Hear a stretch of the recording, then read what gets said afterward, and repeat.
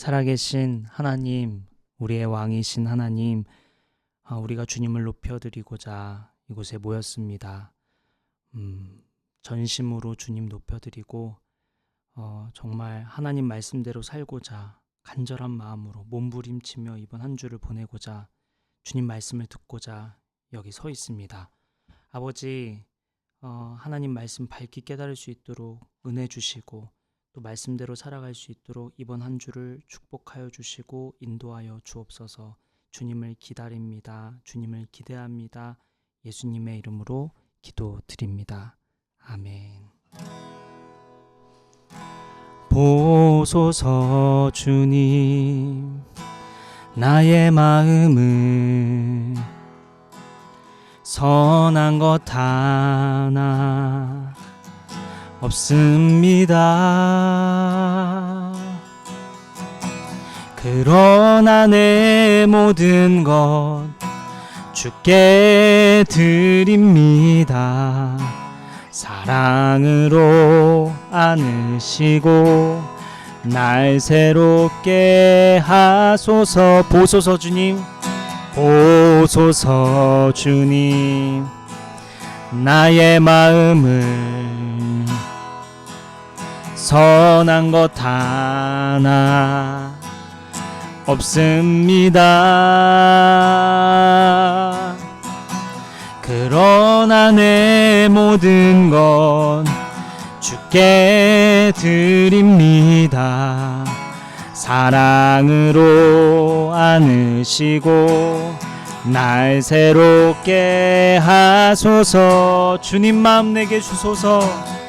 주님 마음 내게 주소서. 내 아버지, 주님 마음 내게 주소서. 나를 향하신 주님의 뜻이 이루어지도록 주님 마음 내게 주소서. 다시 한번 고백할까요? 보소서 주님, 보소서 주님, 나의 마음을. 주님, 우리 안에 선한 것 하나 없습니다. 선한 것 하나 없습니다. 그러나 내 모든 것 주께 드립니다. 사랑으로 안으시고 날 새롭게 하소서. 주님 마음, 주님 마음 내게 주소서. 내 아버지, 주님 마음 내게 주소서. 나를 향하신 주님의 뜻이 이루어지도록 주님 마음 내게 주소서. 주님 마음 내게 주소서. 주님 마음 내게 주소서. 내 아버지, 주님 마음 내게 주소서. 나를 향하신 주님의 뜻이 이루어지도록 주님 마음 내게 주소서. 주님 마음 내게 주소서. 주님 마음 내게 주소서. 내 아버지, 주님 마음 내게 주소서. 나를 향하신 주님의 뜻이 이루어지도록 주님 마음 내게 주소서. 주님 마음 내게 주소서. 주님 마음 내게 내게 주소서. 주님과 함께하는 이 고요한 시간, 주님의 보좌 앞에 내 마음을 쏟네.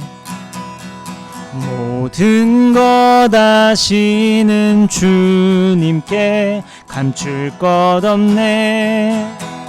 내 맘과 정성 다해 주 바라나이다. 주님과 함께하는 이 고요한 시간, 주님의 보좌 앞에 내 마음을 쏟네. 모든 것 아시는 주님께 감출 것 없네. 내 맘과 정성 다해 주 바라나이다. 온 맘 다해 사랑합니다. 온 맘 다해 주 알기 원하네. 내 모든 삶 당신 것이니 주만 섬기리. 온 맘 다해. 우리 2절 고백하며 나아갈까요? 나 염려하지 않아도 내 쓸 것 아시니. 나 오직 주의 얼굴 구하게 하소서. 다 이해할 수 없을 때라도 감사하며 날마다 순종하며 주 따르오리다. 우리 다시 한번 우리 고백할까요? 나 염려하지 않아도 내 쓸 것 아시니. 나 오직 주의 얼굴 구하게 하소서. 다 이해할 수 없을 때라도 감사하며 날마다 순종하며 주 따르오리다. 온 맘 다해 사랑합니다. 온 맘 다해 주 알기 원하네. 내 모든 삶 당신 것이니 주만 섬기리. 온 맘 다. 우리 전심으로 고백할까요? 온 맘 다해. 온 맘 다해 사랑합니다. 온 맘 다해 주 알기 원하네. 내 모든 삶 당신 것이니 주만 섬기리. 온 맘 다. 마지막으로 고백할까요? 온 맘 다해 사랑합니다. 온 맘 다해 주 알기 원하네. 내 모든 삶 당신 것이니 주만 섬기리. 온 맘 다해.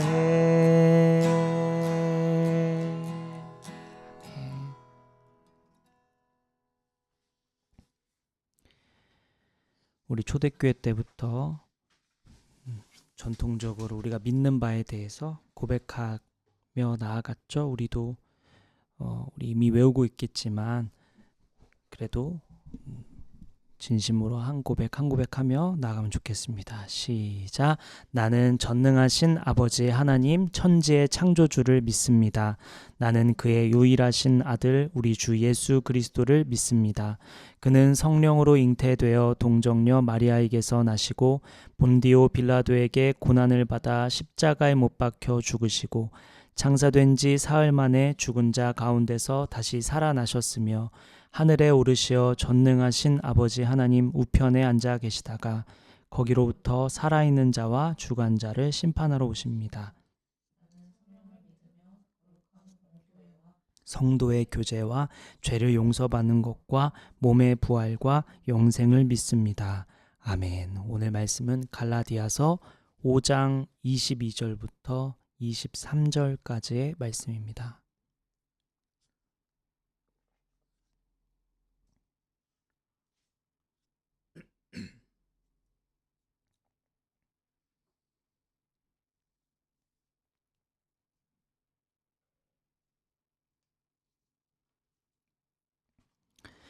갈라디아서 5장 22절부터 23절까지의 말씀.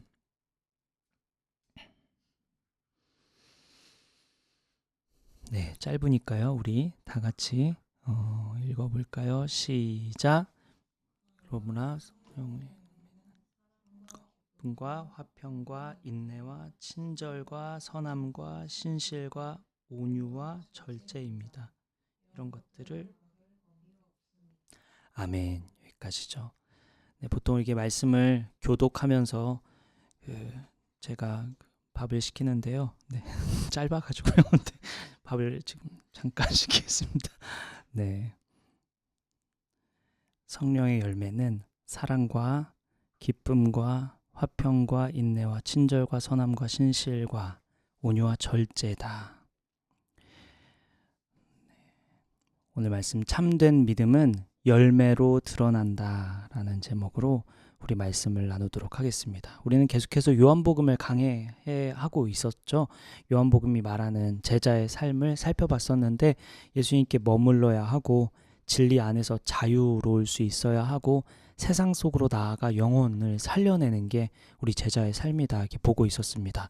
그렇다면 이 치열한 삶 속에 이 척박한 일상 속에서 어떤 성령의 열매들이 나타날까에 대해서 잠깐 또 짚어보고 또 다시 요한복음을 보려고 하는데요. 오늘부터 3주간 성령의 열매 하나하나 간단하게 좀 살펴보고자 합니다.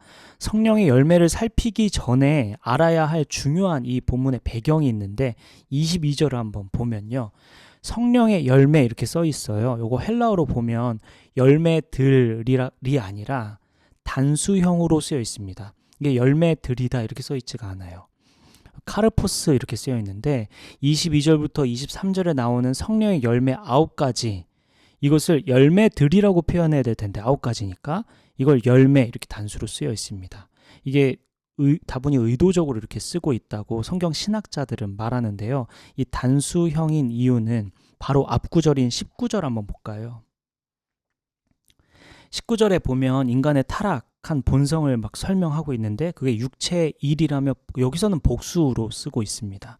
육체의 정욕은 우리의 삶을 음행이나 더러움이나 우상숭배, 원수맺음, 분쟁, 시기, 분냄 등으로 이렇게 찢어놓고 파편화시킨다 이렇게 볼 수 있어요. 우리의 육체의 일은 우리의 삶을 분쟁하게 하고 시기하고 분냄하고 이렇게 나누게 만들고 파편화시킨다 이렇게 말할 수 있는데 성령이 우리 안에서 일하실 때는 그분은 우리를 파편화시키지 않는다라는 것을 의도적으로 가르쳐주기 위해 단수형으로 쓰였다. 신학자들은 이렇게 말합니다.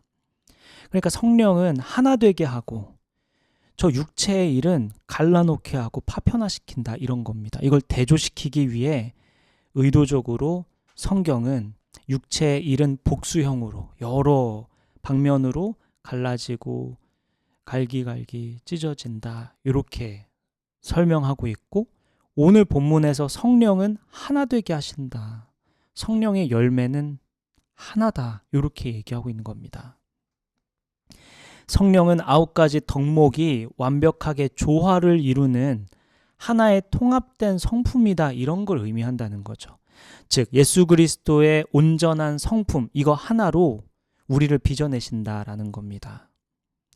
또 이 배경을 잠깐 보면 우리가 앞으로 살펴본 성령의 9가지 열매를 흔히 체크리스트로 오해하는 경우가 있어요. 나는 사랑은 좀 있는 것 같은데 희락은 좀 부족한 것 같고 절제는 전혀 없네, 이런 생각을 이제 체크리스트 하면서 이렇게 체크하곤 하죠.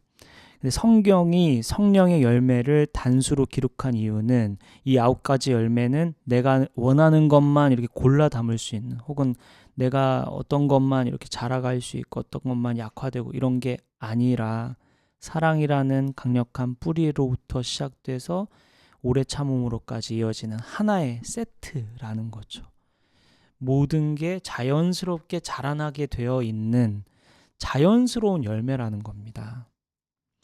예를 들면 열매할 때 나무는 스스로 이렇게 열매를 내는 게 어떤 거는 내지 말아야지, 이게 아니라 자연스럽게 뿌리로부터 열매를 맺게 되잖아요.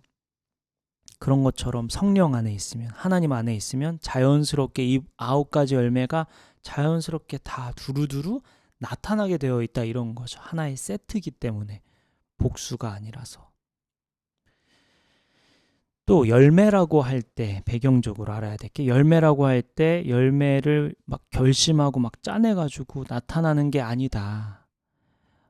깊이 뿌리를 내리고 물을 이렇게 빨아들이면 자연스럽게 맺히는 것처럼 성령의 열매도 우리의 의지로 막 쥐어 짜내는 게 아니라, 도덕적 성취가 아니라, 요한복음 15장 우리 지난주에 살폈던 것처럼 포도나무에 머물러 있으면 자연스럽게 성령께서 맺어주시는 결과물이다. 내가 쥐어짜서 사랑해야 하고 쥐어짜서 기뻐야 하고 이런 게 아니다 라는 게 오늘 말씀을 이해하는데 기본적으로 이해하고 있어야 할 배경입니다. 자, 그럼 간략하게 3가지 오늘 말씀을 간략하게 좀 볼 텐데요. 첫째, 사랑에 대해서 배워보죠. 오늘 성경은 사랑에 대해서 간략하게, 첫째, 사랑은 감정이 아니라 의지다라고 말하고 있습니다. 사랑은 감정이 아니라 의지다. 성령의 열매 9가지 중 가장 먼저 등장하는 것이 사랑인데요. 갈라디아서를 깊게 연구한 신학자 슈라이너가 이 첫 번째 열매인 사랑이 나머지 8가지 열매를 맺게 하는 근원적인 토양이자 뿌리라고 말하고 있습니다. 그러니까 사랑이 없으면 기쁨도 평화도 인내도 시작될 수 없다, 시작될 수가 없다, 이렇게 얘기하고 있어요. 성령의 열매, 성령의 역사는 사랑이 시작이다, 이런 거죠. 그런데 이 사랑을 헬라어 원어로 한번 들여다보면 우리가 일상적으로 이거 많이 들어봤을 거예요. 헬라어 4가지 사랑이 있잖아요. 첫째, 낭만적이고 육체적인 끌림, 에로스가 있고요. 둘째, 서로에게 유익이 될 때 유지되는 우정인 필리아가 있죠. 셋째는 피가 섞인 가족 간의 본능적인 사랑, 스토르게가 있고요. 이 3가지, 에로스와 필리아와 또 스토르게는 공통점이 있는데요. 철저히 조건적이고 감정적이라는 것입니다. 에로스와 육체적인, 낭만적인 육체적인 끌림인 에로스와 또 우정인 필리아, 그 가족 간의 사랑 스토르게는 공통점이 있는데 철저히 조건적이고 감정적이라는 거죠. 상대가 매력적이거나 정서적으로 유익을 주거나 아니면 나에게 뭔가 유익한 게 있거나 아니면 핏줄이기 때문에 자연스럽게 사랑하죠. 그런데 오늘 본문에 성령이 맺으시는 열매는 이 셋과 다르게 아가페라는 단어를 씁니다. 아가페, 우리 잘 알고 있죠. 이 헬라어 아가페의 뜻은 상대방의 최고의 유익을 구하기 위해, 상대방의 최고의 유익을 구하기 위해 지속적으로 헌신하기로 결단하는 의지, 이렇게 해석됩니다. 상대방의 최고의 유익을 구하기 위해서 지속적으로 헌신하기로 결단하는 그 의지를 말하는 게 아가페, 의지인 거죠. 사랑은 의지다. 지속적으로 헌신해야겠다, 결단하면서 그 의지를 갖는 것, 의지적으로 행하는 것, 이게 이제 아가페입니다. 상대방이 가장 최고의 유익을 구하는 것, 그리고 그것을 위해 지속적으로 헌신하기로 결단하는 의지, 이것이 성령의 열매의 시작이고 아가페, 이 사랑입니다. 아가페는 설명했던 것처럼 끌어오르는 감정이 아니라고 했어요. 설레는 그런 느낌도 아닙니다. 의지입니다. 에로스, 필리아, 스토르게는 어떤 조건에 대한 반응이지만 아가페는 조건과 상관없이, 내 감정과 상관없이, 상대의 태도와 상관없이 상대의 최고 유익을 구하는 것, 이것을 위해 지속적으로 헌신하기로 결단하는 그 의지를 갖는 것, 그리고 행하는 것, 이게 아가페인 거죠. 상대가 나에게 아무런 유익을 주지 않아도, 마음에 들지 않아도, 심지어 내게 상처를 주는 원수라 할지라도 그 사람의 가장 깊은 영적 유익을 구하기로 선택하는 것, 이게 아가페입니다. 성경 하나 찾아보면 좋겠는데요. 마태복음 5장 44절 한번 보죠.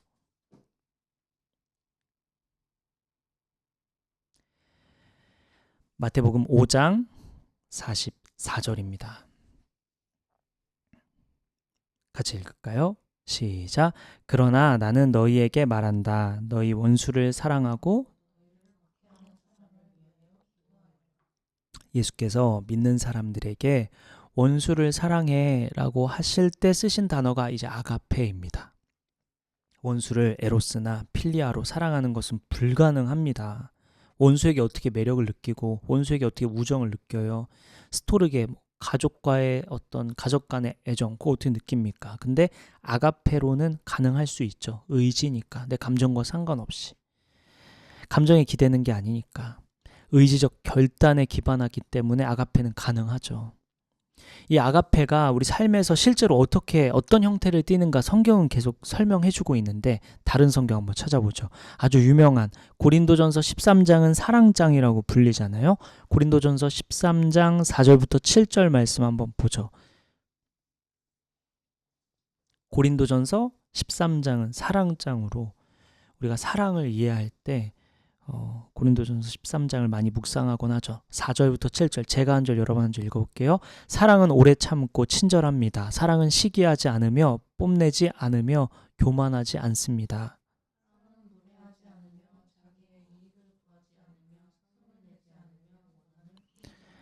사랑은 불의를 기뻐하지 않으며 진리와 함께 기뻐합니다.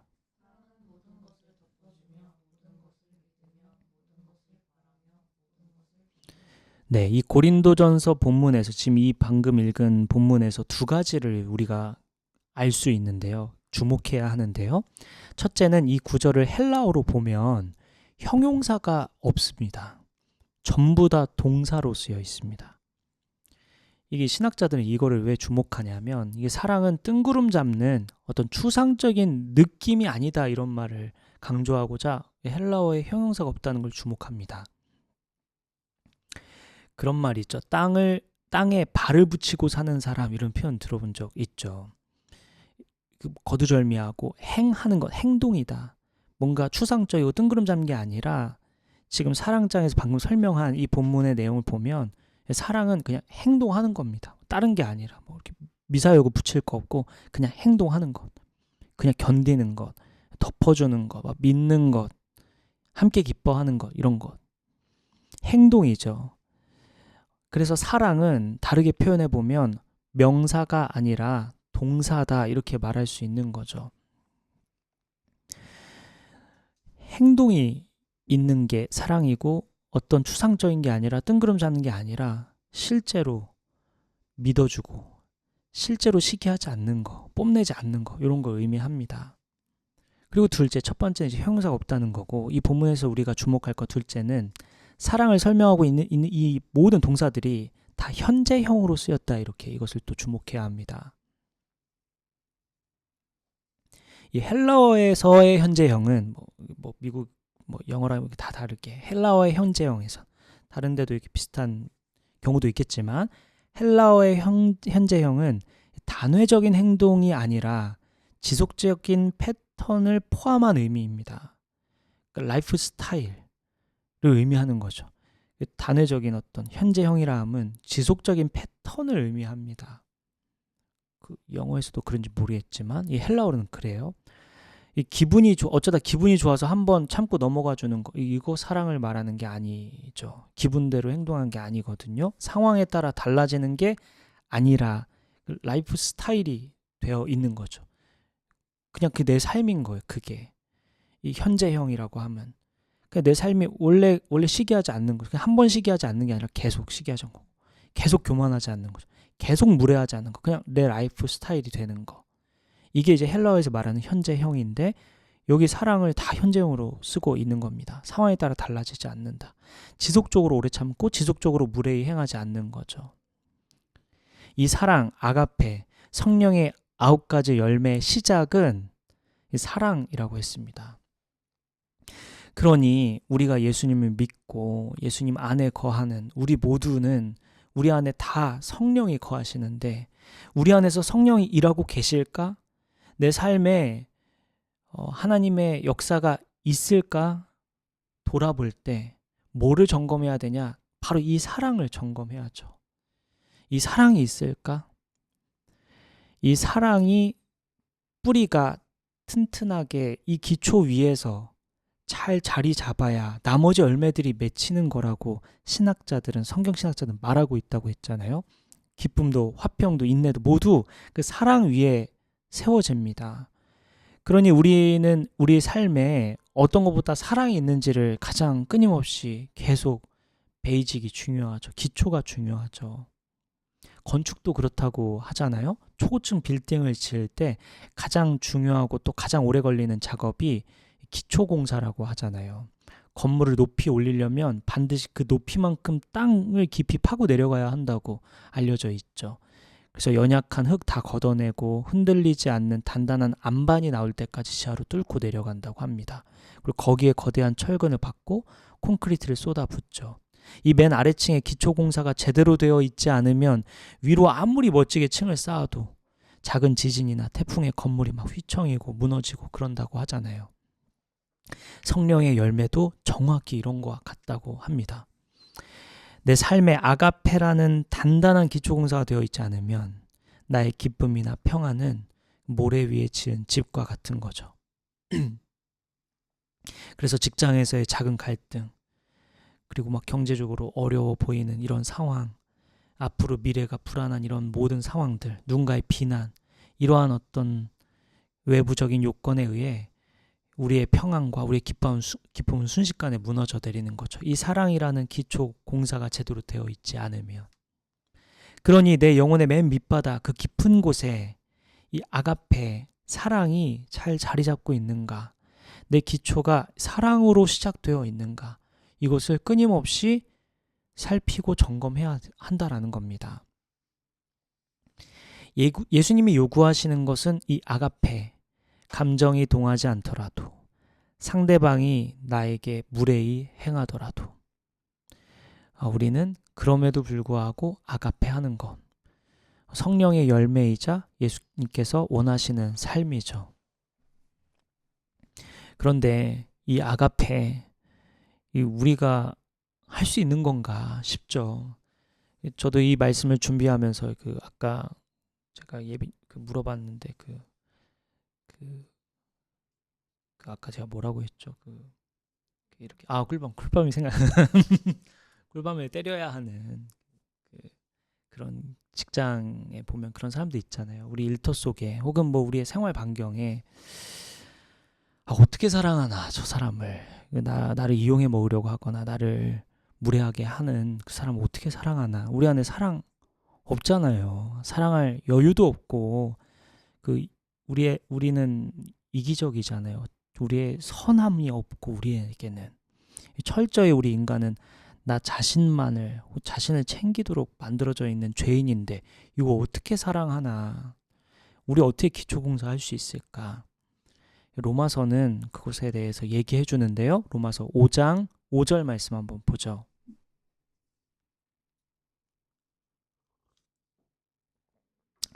로마서 5장 5절 같이 읽어볼까요? 시작. 이 희망은 우리를 실망시키지 않습니다. 하나님께서 우리에게 주신 성령으로 말미암아 하나님의 사랑이 우리 마음에 저 지금 뭐 개역개정으로 읽고 있었나요? 네, 세번역 네, 잘 읽어주셨어요. 하나님께서 우리에게 주신 성령으로 하나님의 사랑이 우리 마음에 부어주셨기 때문에 우리 사랑할 수 있다.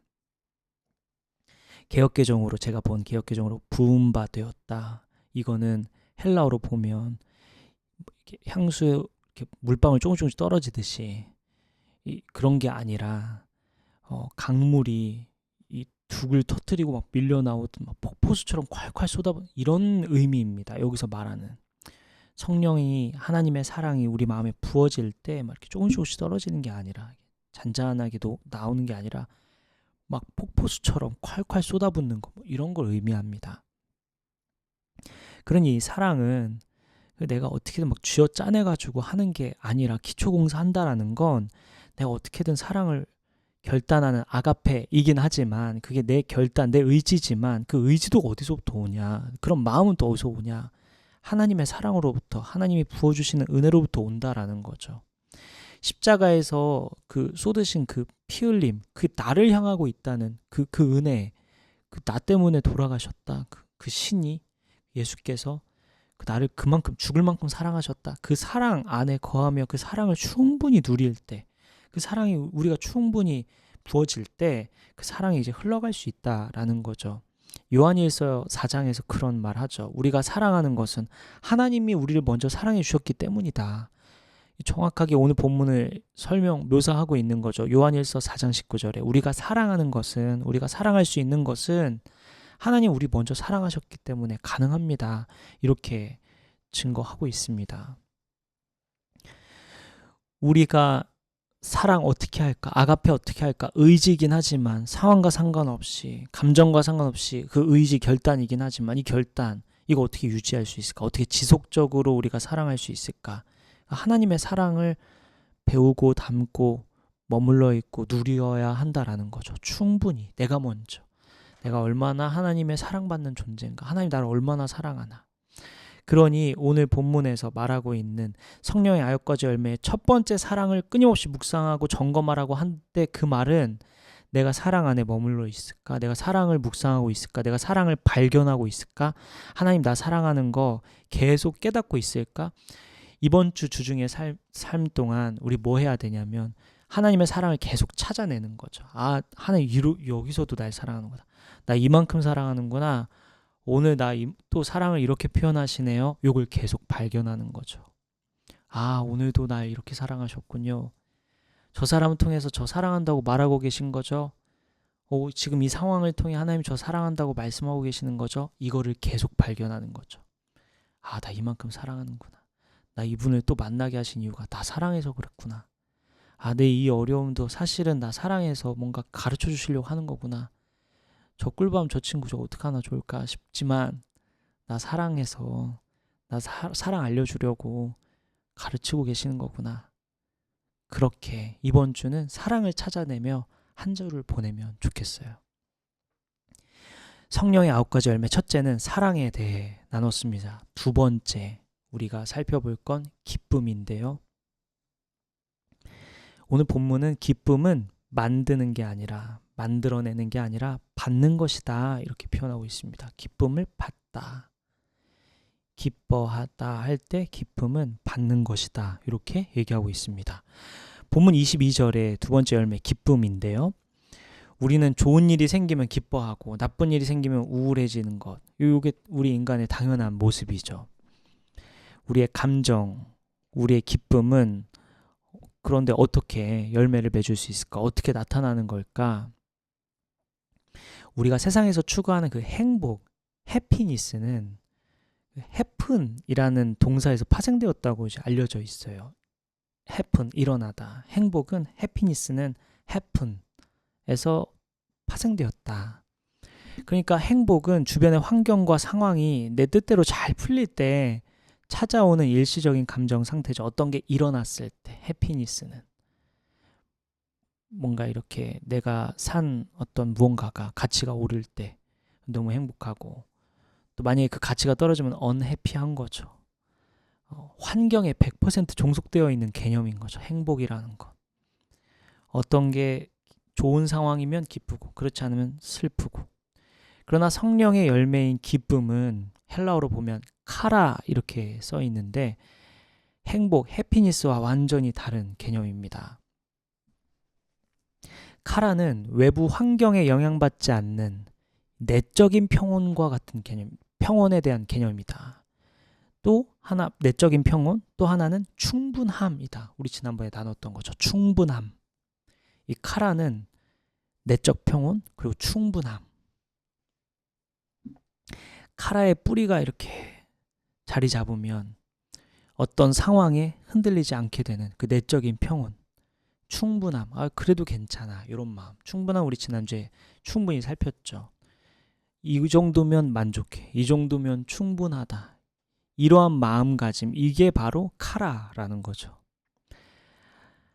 환경이 어떠하든 상관없이 우리의 기쁨, 우리의 카라는 훼손되지 않고 흔들리지 않는다는 거죠. 뿌리 내리면. 이 카라는, 이 재밌는 게 이 카라라는 단어, 기쁨이라는 단어는 은혜라는 단어와 이 같은 어근에서 출발했다고 알려져 있어요. 은혜는 카리스거든요. 헬라어 카리스. 근데 기쁨은 카라. 같은 어근에서 출발한다고 신학자들은 말합니다. 그러니까 성경이 말하는 진짜 기쁨, 카라는 내가 뭔가를 쟁취하고 얻어내서 얻을 수 있는 게 아니라 은혜, 거저받았다는 사실, 하나님의 은혜를 깨달으면 그때 가장 깊은 곳에서부터 터져나오는 그 만족감, 충만함, 거기로부터 얻어낼 수 있다라는 거죠. 사도행전 16장을 살펴보면은 거기에 네, 고맙습니다. 거기 내려놔주시죠. 네, 고맙습니다. 사도행전 16장에 보면 이제 빌립보 감옥 사건이 이제 나오는데요. 바울과 실라가 복음을 전하다가 이제 붙잡히게 되잖아요. 막 옷이 찢기고 막 피투성이지도록 채찍질 엄청 당합니다. 그 지하 감옥에 갇혀 있는데요. 그냥 1층, 2층 그런 게 지하 감옥에 갇혀 있는데 이 두 발은 이제 단단히 채워져 있고요. 이제 언제 죽임 당할지 모르고 어떻게 괴롭힘 당할지 모르는 그런 상황에, 이 절망적인 상황에 처해 있는 거예요. 근데 그 보면은 사도행전 16장 25절 한번 보면요. 거기 한번 읽어볼까요? 25절 시작.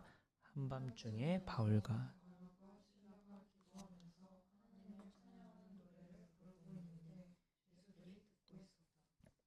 감옥에서 찬양이 울려 퍼지고 있는 거죠. 감옥에서 두 발 채워져 있고 채찍질 당했어요. 지금 피투성이에요.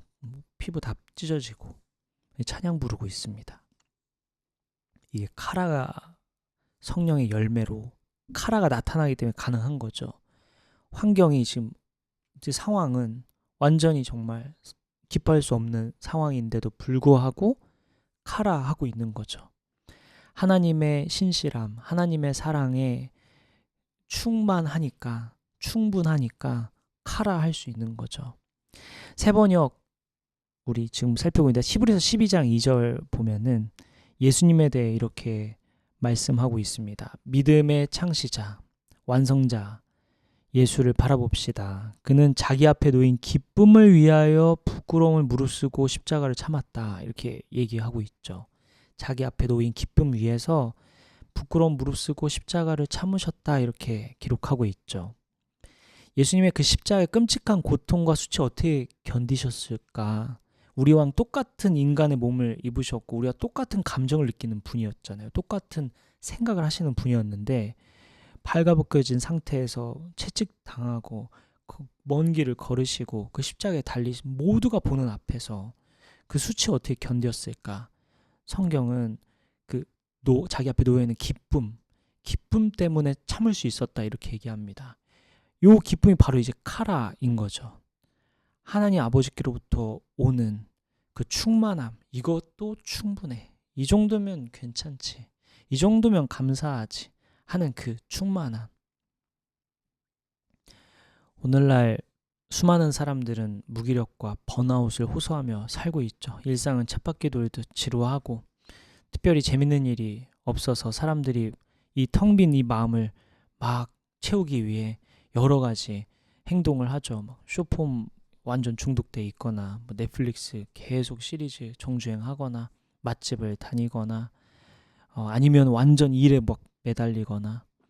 그런데 이것이 우리의 마음을 채워주지 못하는 건 우리는 알고 있죠. 그들은 그것을 통해 일시적인 것을 통해 회복하고 있지만, 그러나 우리는 그 카라가 환경과 상관없이 솟아나오는, 부어주시는 그 은혜로 우리는 충만하면 흔들리지 않고 기뻐할 수 있다라고 말합니다. 그래서 성경은 기뻐하는 건 기쁘다 할 때 내가 하는 게 아니라, 만들어내는 게 아니라 받는 거다, 이렇게 표현하고 있는 겁니다. 기쁨은 받는 것이다. 하나님께로부터 충만함을 받는 거다. 카리스, 은혜처럼. 성경 하나 또 찾아볼까요? 빌립보서 4장 4절입니다.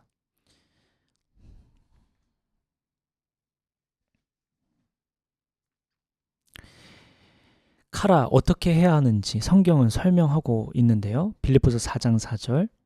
네, 함께 읽을까요? 시작. 주님 안에서 항상. 네. 바울이 이 말, 빌립보서 4장 4절, 항상 기뻐하십시오. 항상 기뻐하십시오. 계속 강조해서 또 얘기하거든요. 이거 언제 썼냐면 로마 감옥에 갇혀 있을 때 썼어요. 언제 죽임을 당할지 모르는 상황에 항상 기뻐하자. 죽음을 눈앞에 둔 이 바울이 기뻐하십시오. 권면도 하고 자기도 기뻐합니다. 찬양을 합니다. 여기서 지금 말하고 있는 기뻐하라 할 때 주목해야 될 또 부분이 있는데, 첫째는 항상입니다. 항상 기뻐하라. 앞서 우리 사랑과 아가페와 동일한 개념인데, 항상 어떠한 상황에서도 카라 해라. 어떠한 상황에서도 충만함을 누려라. 어떠한 상황에서도 이 정도면 충분해. 이 정도도 감사하지. 항상 언제든 그러한 카라를 누려라, 이런 얘기합니다. 카라를 받아라. 카라를 주목해라. 항상 언제든. 이게 참 어렵지만 바울이 그렇게 살았으니 우리도 그렇게 살 수 있겠죠. 둘째는 기뻐하라가, 기뻐하십시오가 헬라어로 보면 명령형으로 쓰여 있다는 거예요. 그러니 기쁨은 어떤 수동적인 감정이 아니라 영적인 투쟁이다. 영적으로 의지적으로 선택하는 거다, 이런 겁니다. 실제로 그렇죠. 우리가 삶을 살다 보면 우리 기뻐할 수 없잖아요. 우리의 삶에 사실 우리 뭐 이렇게 찬양하고 우리 말씀 나누고 우리 같이 삶을 나눌 때는 기쁘고 즐겁고 행복하고, 성경 읽을 때는 그 순간 즐겁지만, 기도할 때 행복하지만, 일상을 살 때 어떻게 행복할 수 있어요? 우리의 상황은 우리를 기뻐할 수 없는 곳으로 계속, 사탄은 우리 계속 끊임없이 흔들어 놓잖아요. 그러니 바울은 항상 기뻐하라 할 때 명령하고 있죠. 명령으로. 의지를 갖고 투쟁해야 된다. 마치 군대 선임 상사가, 내 오너가 이렇게 해, 복종해야 되는 상황에 명령하듯이 영적으로 투쟁해, 기뻐함을 선택해, 이렇게 지금 얘기하고 있는 겁니다. 어떤 상황에서도 항상 카라 해라. 어떤 상황에서도 충만하게 여겨라, 이런 얘기인 거죠. 존 파이퍼 목사님이 이 기쁨은 투쟁이다, 존 파이퍼 목사님도 이런 말씀하셨는데, 슬픔을 억누르고 가짜 웃음을 지어라, 이런 말이 아니다. 존 파이퍼 목사님 그런 얘기를 했어요. 내 뜻대로 되는 것이 하나도 없는 날에, 절망스러운 그런 상황에 십자가에서 죽으시고 부활하신, 고마워요, 신실하신 하나님께로 의지적으로 행동하는 영적인 싸움이다. 존 파이퍼 목사님도 영적 싸움이다, 이렇게 얘기했어요. 기쁨은 영적 싸움이래요. 기뻐할 수 없게 만들거든요. 감사할 수 없게 만들거든요. 충만하지 않다고 느끼게 계속 만들거든요. 사탄은 끊임없이 기쁘지 않아, 행복하지 않아, 이거 불평할 게 너무 많아, 이거는 지금 바뀌어야 돼. 바뀌는 것 자체 생각은 나쁜 게 아니지만 불만족스럽고 불평하게 되고 문제만 계속 찾게 만들고 감사하지 못하게 만드는 그 자리로 계속 몰아넣는 거죠. 사탄은 여러 사람의 말을 통해, 시선을 통해, 상황을 통해. 그러니 영적 싸움이라는 거예요. 존 파이퍼 목사님, 그 유명한 목사님도, 바울도 명령하고 있죠. 카라 해라. 사랑이라는 그 기초공사 마쳤으면 자연스럽게 카라가 드러나는데, 카라가 나타나는데, 이 카라를 점검하는 거죠. 나 정말 충만한가? 나 이것도 만족하고 감사할 줄 아는가? 어떤 상황에서도 그런 걸 점검해야 하는 거죠. 예수 믿는 사람은 누구나 선교사적 삶을 살아야 하고, 누구나 선교사다, 제가 이런 얘기를 계속 강조하고 있는데, 선교사적 삶이 뭐냐? 사랑이죠. 사랑. 그리고 기뻐할 줄 아는 거. 어떤 상황에서도. 선교사적 삶은 얼터너티브 라이프라고 했죠. 대안적인 모습, 대안적인 삶, 대안을 나타내는 거죠. 세상 사람들한테. 이렇게 사는 거에 바로 크리스천의, 이게 바로 올바른 삶이야 라는 걸 보여주는 삶, 이게 선교사적 삶이라고 했는데, 사랑, 그리고 기뻐하는 거죠. 기쁨. 하나님께로부터 받는 그 기쁨, 카라와 이것도 감사하지, 이런 마음. 마지막 세 번째, 평화입니다.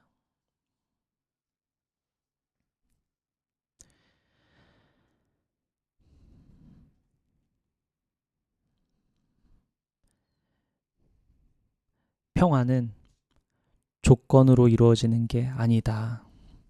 조건에 따라 달라지는 게 아니다 라는 겁니다. 계속 사실 사랑이나 기쁨이나 평화나 같은 얘기를 하고 있죠.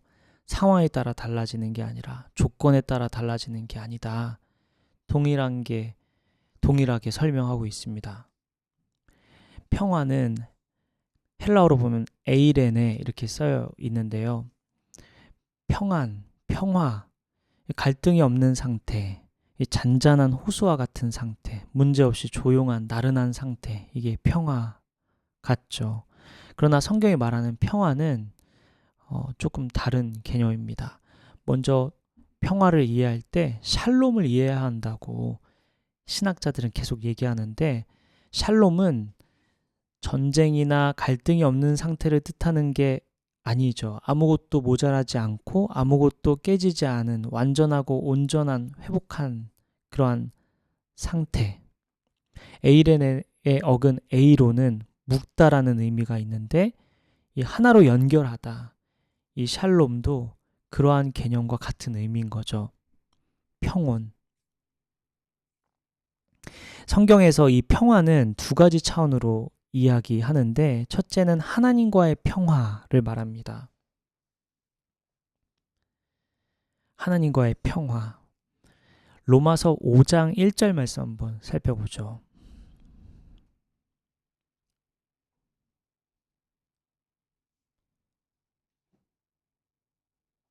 로마서 5장 1절 말씀 함께 읽을까요? 시작. 그러므로 우리는 믿음으로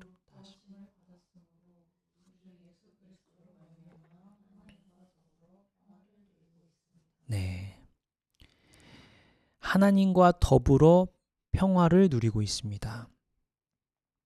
이게 하나님과 평화, peace with God 이렇게 말합니다. 하나님과 함께 더불어 누리는 평화. 평화를 어떻게 누릴 수 있는가? 평화는 두 가지 차원으로 생각해야 되는데, 하나님과 함께 누리는 평화, 하나님과 함께 할 때 누리는 평화, 다른 걸로 얻는 평화가 아니라 하나님과 함께 할 때 누리는 평화. 오래전에 베드로가 예수님 물 위로 걸어오실 때, 또 걸어와봐 이렇게 해가지고 배 위로 올라가잖아요. 그리고 물 위를 걷잖아요. 예수님과 함께 있을 때 그 잔잔하게 어떤 상황에서도 파도가 있어도 그걸 걸어갈 수 있는, 그때 갑자기 베드로가 순간적으로 예수님 바라보지 않고 두려움에 확 휩싸였을 때 바다에 팍 빠지잖아요. 평화, 하나님과 함께 있을 때의 평화. 파도는 있지만, 파도가 있어도 그 파도 위로 걸어갈 수 있는 건 예수님 주목하고 있기 때문에, 베드로가 예수님 바라보고 있기 때문에, 하나님의 말씀을 듣고 있기 때문에, 그 말씀에 따라 걸었기 때문에 그 파도가 있어도 걸어갈 수 있었던 거잖아요. 평화, 하나님과 함께 할 때 평화, 그 가능하다. 두 번째는 하나님의 평화, peace of God, 이렇게 신학자들은 얘기합니다. 이 개념은 빌립보서 4장 7절 보면 알 수 있는데요. 빌립보서 4장 7절로 넘어가죠.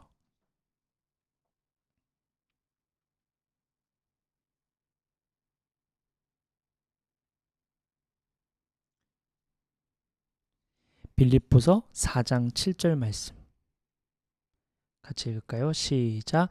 그리하면 사람의 헤아림을 뛰어넘는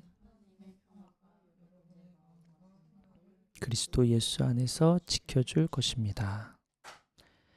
하나님과 평화를 맺은 신자가 그리스도인이 매일의 일상 속에서 누려야 하는 실제적인 그 평안, 성령의 열매로서 맺어지는 평화, 그게 이제 바로 이거죠. 사람의 이해를 뛰어넘는 하나님의 평화가 우리의 마음과 생각을 지켜줄 것이다.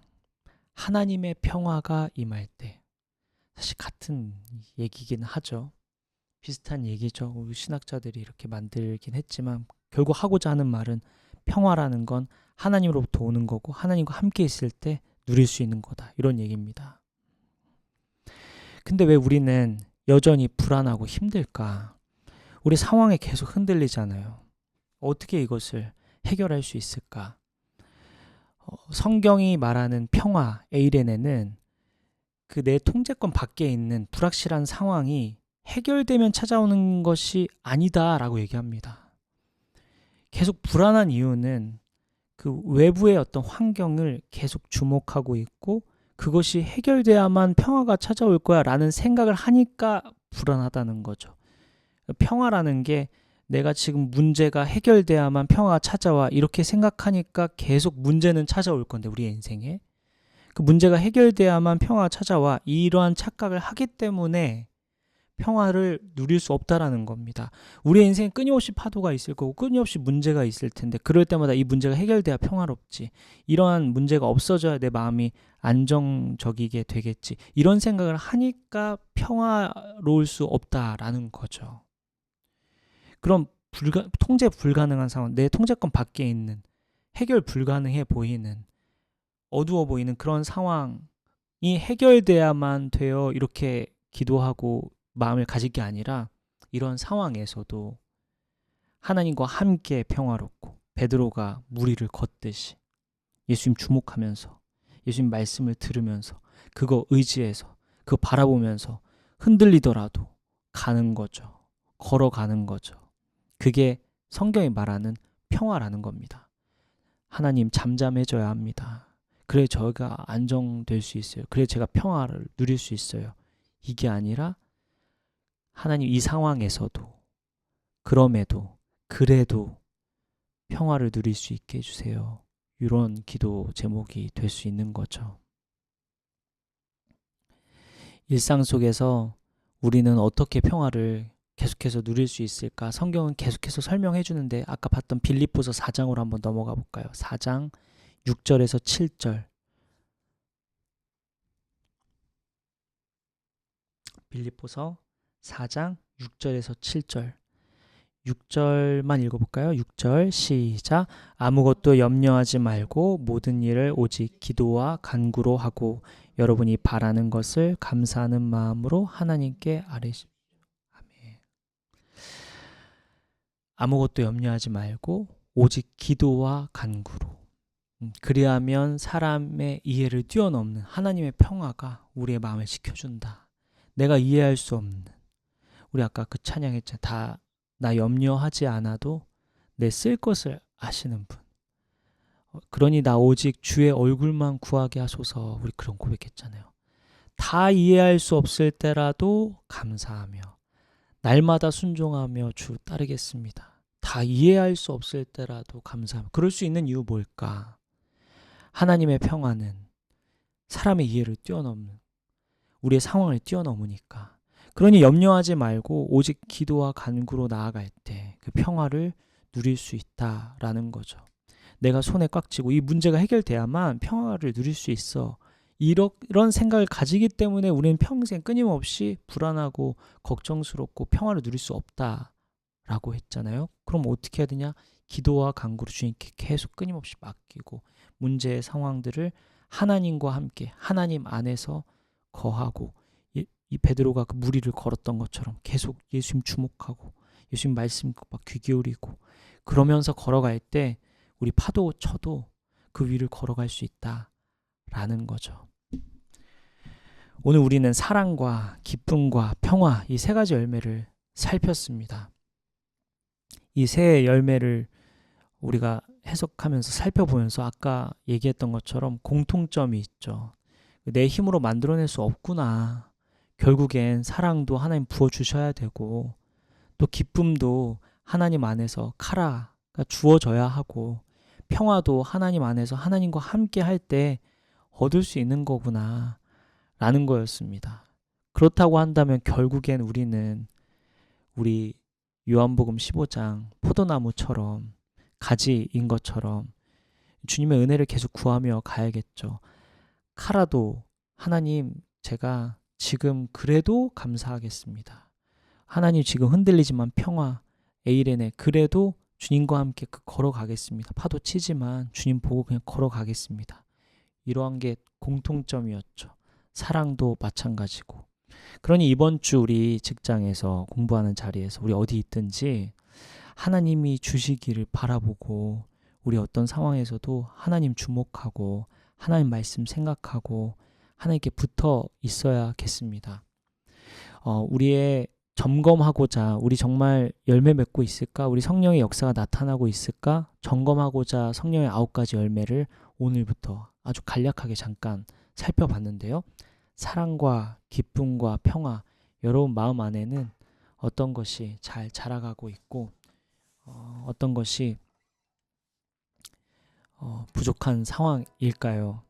주님 안에서 우리 이번 주 내 안에 사랑이 넘치기를 내가 상황과 상관없이 내 안에 기쁨이 넘치기를 어떤 상황에서도 평화를 누릴 수 있기를 우리 기도하고 하나님께서 이번 주 요구하시는 원하시는 삶을 향해 나아가는 저와 여러분 됐으면 좋겠습니다. 우리 잠깐 잠잠히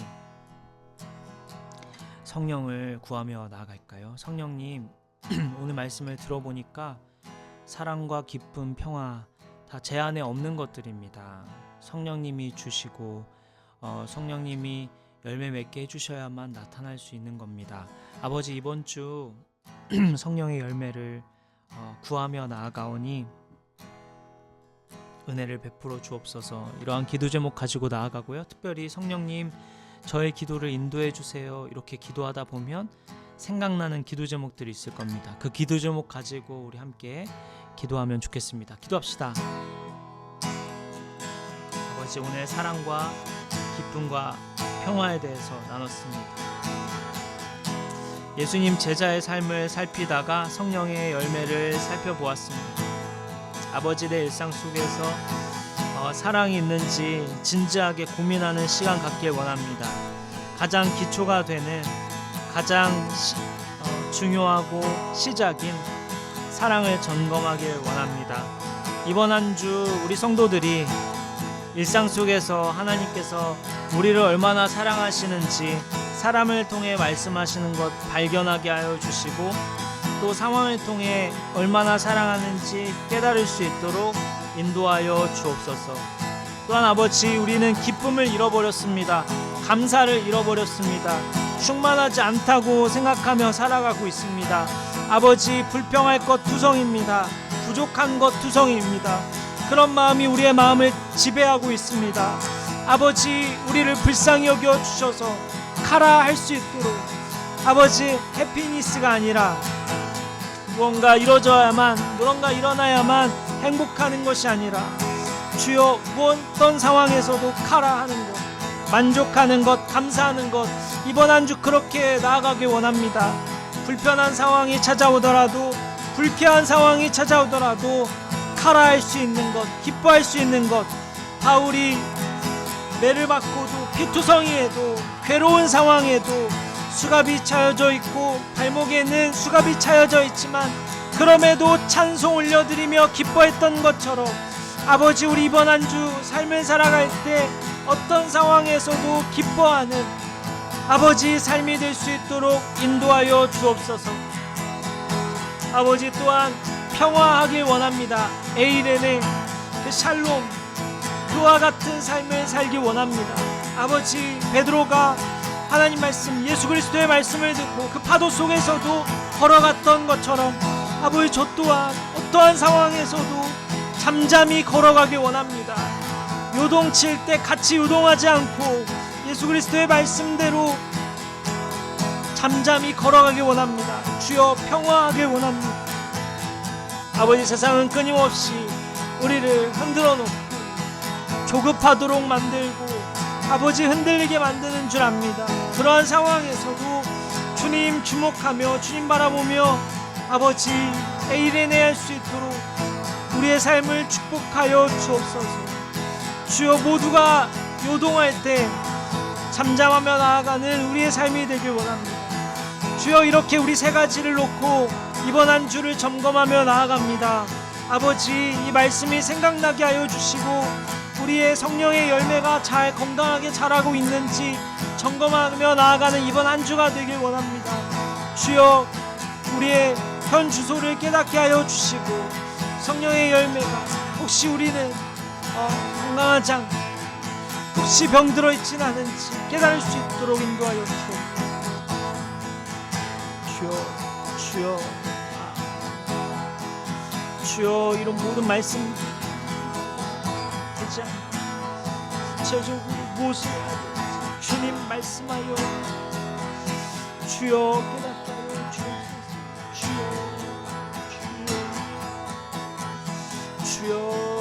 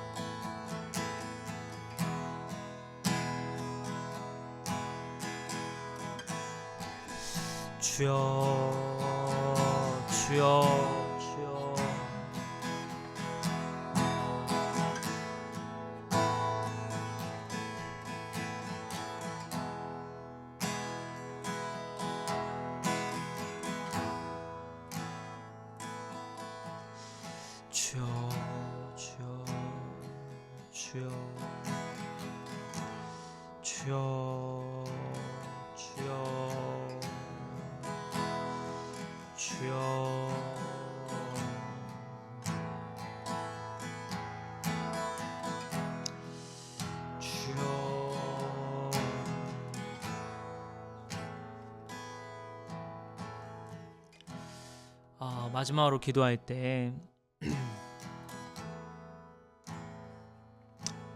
세상은, 사탄은 아주 교활하고 아주 똑똑하고 아주 지혜롭고 우리가 감당하기, 우리의 힘으로는 감당할 수 없는 존재죠. 우리의 막 혼을 빼놓고 우리의 생각을 막 어지럽게 만드는 그 사탄의 그 계략 앞에 우리는 막 너무 쉽게 무너지고 너무 쉽게 넘어가고 있죠. 이번 주 살아갈 때 무엇보다도 이 세대를 본받지 않고 마음을 새롭게 함으로 변화를 받아 분별하며 나아가는 이번 한 주 되도록 우리의 마음 지켜주시고 생각을 지켜주시고 우리 안에 사랑이라는 성령의 열매가 싹이 트기 시작하는데 금방 또 사탄의 계략에 넘어져서 그 싹이 자라지 못하고 매번 풀에서 그렇게 멈춰버리는, 짓밟히고 열매 맺지 못하는 삶을 혹시 우리가 살고 있지는 않습니까? 우리가 이 세대에 본받지 않고 분별하여서 구별되어서 계속해서 자라갈 수 있도록 은혜를 베풀어 달라고 이번 주도 사랑이, 기쁨이, 평화가 잘 자라갈 수 있도록 주여 은혜 베풀어 달라고, 주님 우리가 이번 주 주님 말씀하시면 순종하겠다고 우리 그렇게 결단하고 그렇게 고백하면 좋겠고요. 여러분 개인 기도 제목, 우리 서로의 기도 제목 아시죠? 하나님의 은혜가 필요한 영혼 구원이 필요한 사람들 이름과 얼굴을 떠올려 보며 그들을 위해서도 우리의 영적 성장을 위해서도 우리 함께 마지막으로 기도하고 마치도록 하겠습니다. 기도하겠습니다.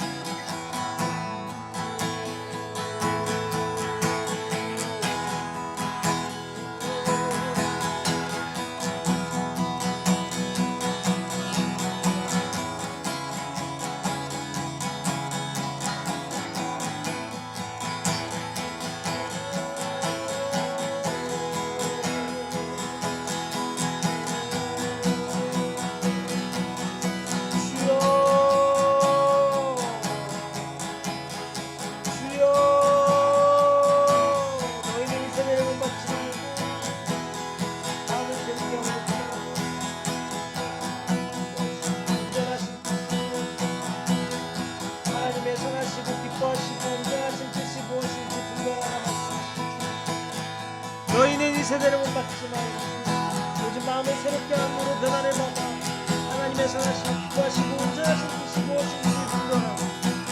하나님의 선하시고 기뻐하시고 온전하신 하나님의 선한 뜻이 무엇인지, 하나님 기뻐하시는 뜻이 무엇인지, 하나님 온전하신 뜻이 무엇인지 우리 안에 사랑이 자라가고 우리 안에 기쁨이 자라가고 우리 안에 평화가 자리 잡고 있으니까 정성을 나아가고자 아버지, 우리 성도들이 세상 가운데에서 흔들리지 않고 속지 않고 지금 나아갈 수 있도록 축복하여 죽지 않게 하여 세상의 흉한 아버지 험한 주여 주여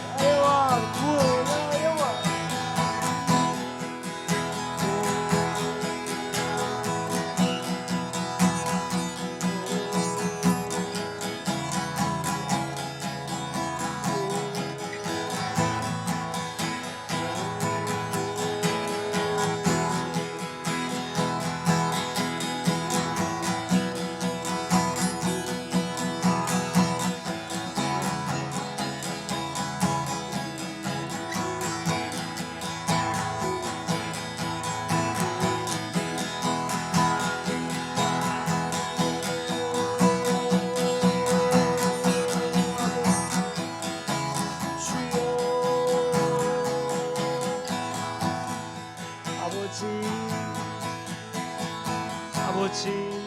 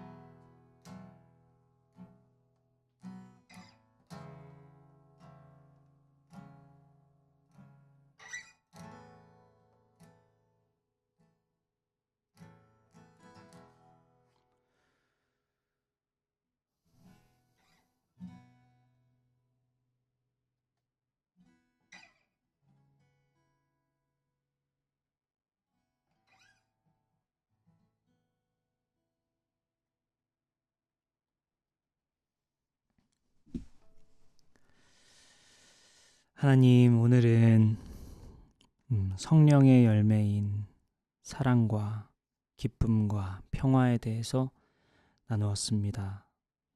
우리가 요한복음을 살피면서 선교사적 삶, 그것이 무엇인지 계속 살피면서 나아가고 있었는데, 오늘 특별히 우리 삶 속에 성령의 역사가 나타나고 있을까 점검하고자 오늘부터 3주 동안 성령의 9가지 열매를 묵상하고자 합니다. 이번 주는 사랑과 기쁨과 화평에 대해서 묵상합니다.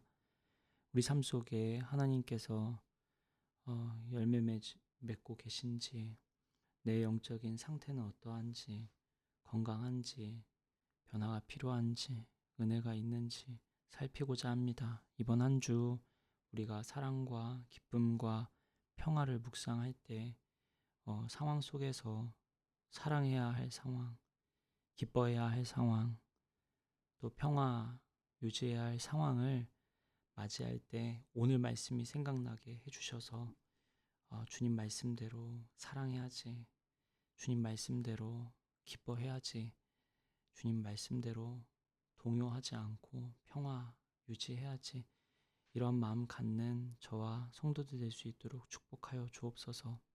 뿐만 아니라 아버지, 일상 속에서 여러 가지 해결돼야 할 문제들 있습니다. 다 주님께 맡기며 나아갑니다. 주님께 간구하며 나아갑니다. 아버지, 이번 한 주 주님 안에서 주님 신뢰하며 합력하여 선을 이루시는 주님을 의지하며 나아가는 저와 성도들 될 수 있도록 축복하여 주옵소서. 이 모든 말씀 우리의 길이요 진리요 생명이신, 우리를 위하여 죽으시고 다시 사신, 우리를 너무 사랑하시는 예수님의 이름으로 기도드립니다. 아멘. 축도하겠습니다. 이제는 우리 주 예수 그리스도의 은혜와 하나님의 크신 사랑과 성령님의 감화 감동 교통 역사하심이 한 주 동안 사랑과 기쁨과 평화를 묵상하고 점검하고 또 그렇게 살기로 결단하는 저와 여기 모인 성도들과 온라인으로 예배하는 모든 성도들 머리 위에 지금부터 영원까지 함께해 주시기를 간절히 기도하며 축원하옵나이다. 아멘.